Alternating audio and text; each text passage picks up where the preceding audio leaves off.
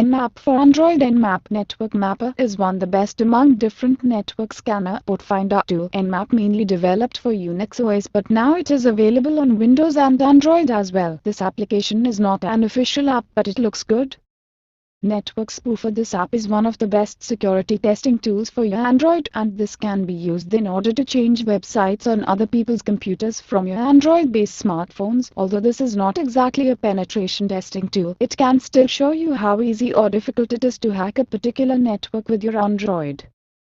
Nmap for Android. Nmap Network Mapper is one of the best among different network scanner port finder tool. Nmap mainly developed for Unix OS, but now it is available on Windows and Android as well. This application is not an official app, but it looks good.